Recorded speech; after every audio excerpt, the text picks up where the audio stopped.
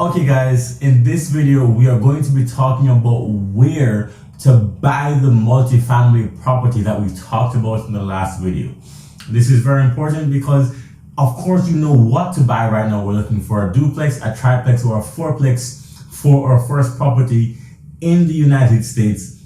But if you buy it in the wrong location, if you buy it in the wrong state, if you buy it in the wrong city, these can actually be quite limiting for the amount of wealth that you can accumulate in a decade, 2, or even 5 decades, right? Depending on your timeline. So you want to make sure that you are really dialing down where you are going to buy real estate. Of course, if you are not in the right area, you can obviously partner with someone, move to that area, find a way to buy out of state. But again, you actually have to know where are the best places to buy. So then let's start with states.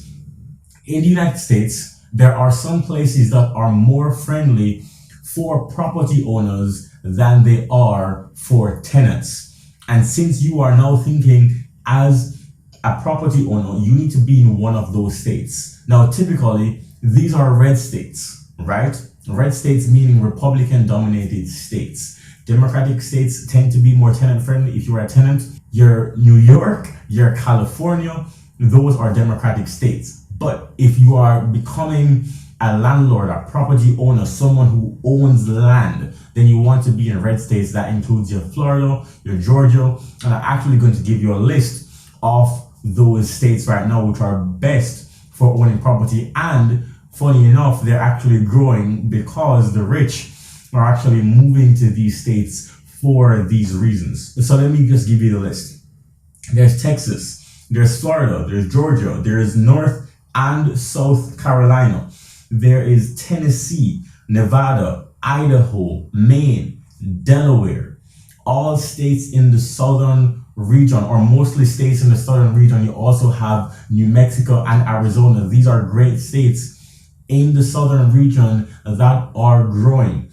And they're also predominantly red states because they're friendly to property owners. So again, if you are looking for property, you want to make sure that you are looking in one of these growing property owner friendly states. So with that said, there are also some things that you can look at once you go to the states, to these states, to where you want to look for specific locations that give you certain indicators that that property value will go up and that location is growing. So here are a couple of things that I look for.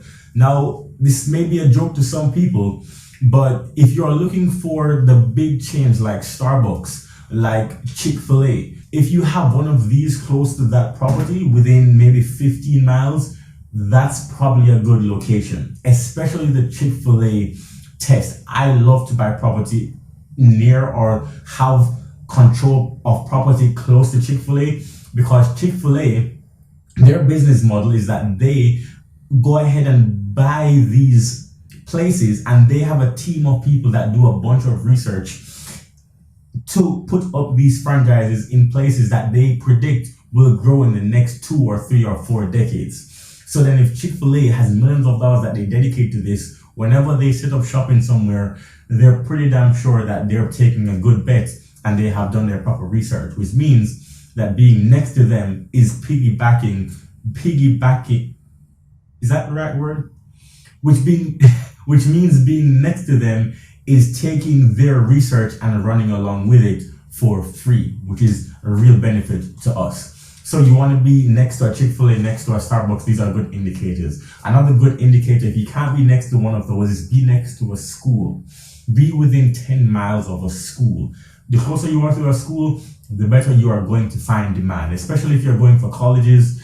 But if you're going for a younger demographic of schools, for example, elementary schools, a high school, right? The reason why this is so great is because you always have demand, because parents always want to be closer to the schools. So you always have families that want to rent, and those property values will always go up because demand will always be strong. Once you have these families move there, they may stay there for 2 decades, 3 decades, but then all of the other people that want to come in will increase that property value because demand will keep going up, and they'll build apartment buildings and they'll build plazas and they'll build better streets and the taxes will go up, and all of that will contribute over time to you developing a better property value on your investment.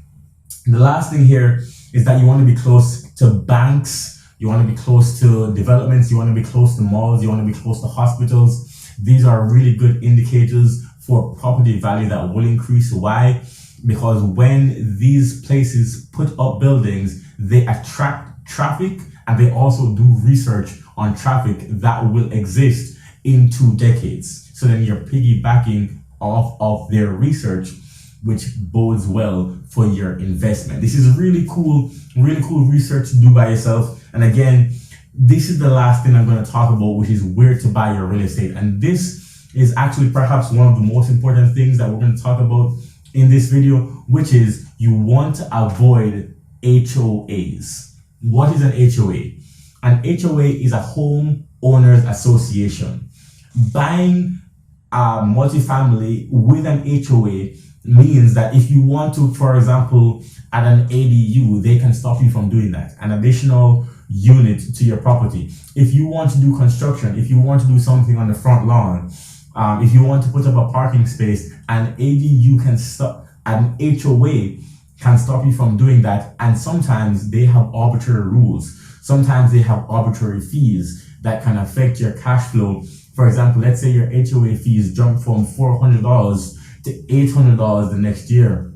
And that's a pretty big deal. And that can actually move your property from being a positive cash flow to a negative cash flow. And so you want to erase that variable as much as possible, which is why I recommend people to stay away from HOA properties. And again, you want to, putting all of this together, you're looking for red states, you're looking for growing states, you're looking for buying property around Chick-fil-A, Starbucks, banks, and schools. And you're also red flag if you see an HOA fee, if you see any HOA attached, run the other direction, because HOAs can be a pain in the you-know-where. Okay guys, now that we've talked about where to buy property, we're going to be moving on to the next step, which is now you need to find an agent. I'm going to talk about the best type of agent that you need to find so that you are getting the best bang for your buck. So I'll see you in the next video.